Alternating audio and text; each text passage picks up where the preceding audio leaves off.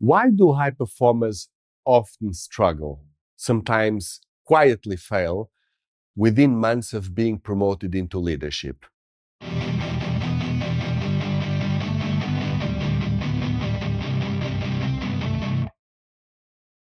Because leadership introduces two types of challenges, internal and external, and most organizations prepare leaders for neither. Let's start with something uncomfortable. Most companies promote people because they perform well. You delivered results, you solved problems, you were reliable, you get promoted. The assumption is simple. If you are good at doing the work, you'll be good at leading others to do the work. That assumption is wrong. Doing the work and designing the system in which work happens are different jobs. And that shift is rarely supported. Organizations measure output, revenue, projects completed, efficiency, but they don't measure leadership readiness. So they promote what they can measure and hope the rest will work out. It usually doesn't. You get the title, you get the team, and then you're alone with complexity. That's not development, that's exposure. Let's start with what happens inside the leader. Here's the first rupture. As an individual contributor, your value was clear. You solved problems.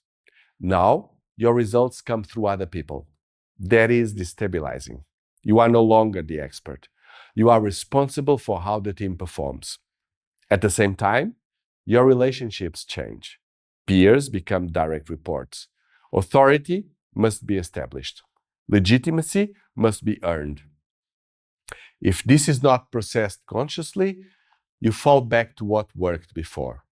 You step in too quickly. You correct details. You solve instead of coaching. It feels efficient, but it creates dependency. Now, something else happens. When internal certainty drops, control feels stabilizing. So you get involved in more decisions. You review everything. You hesitate to delegate. You avoid hard conversations. What happens next? The team waits for you. Workload increases. You get overloaded. Decision quality drops. Anxiety increases. And anxiety drives more control. This is not incompetence. It is an unstable transition. At the same time, demands increase. More meetings, more stakeholders, more ambiguity. Exactly when your certainty drops, your decision load increases. If you still think like a task executor, you start firefighting. You react, you manage symptoms, you lose strategic perspective, and the team feels inconsistency, and inconsistency erodes trust. Now, layer external pressure on top. This is where instability multiplies. If expectations increase while identity is unstable, you start doubting yourself under pressure. If roles are unclear and you hesitate to assert authority, boundaries are delayed. If change is constant and you think in tasks, you manage reactively instead of redesigning systems.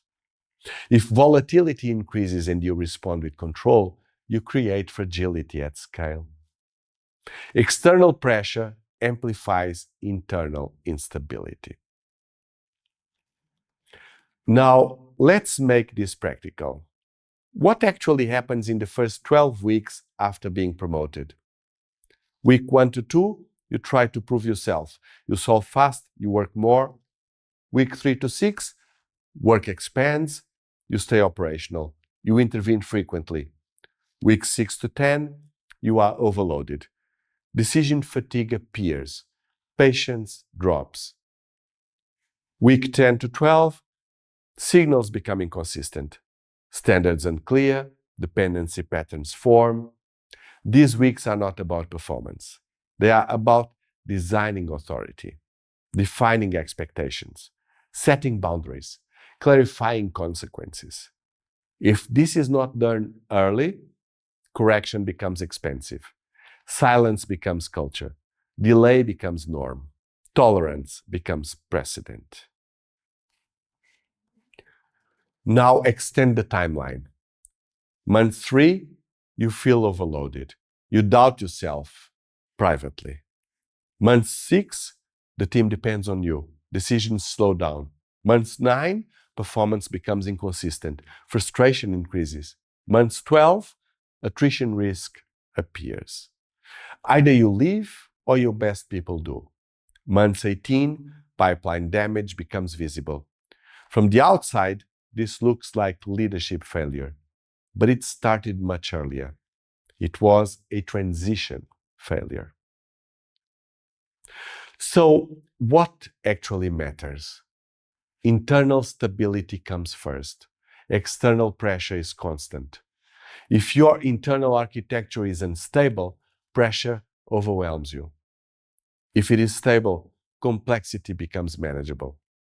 Leadership failure is rarely about intelligence. It is about unprocessed transition. You cannot solve your team's problems until you stabilize becoming a leader. If this way of thinking is useful, the deeper analysis lives in the newsletter. That's where I examine leadership capacity at structural level. If you want the next breakdown, subscribe to the channel. And if this changes how you see motivation and leadership, share it with someone who leads. Rewire how you lead.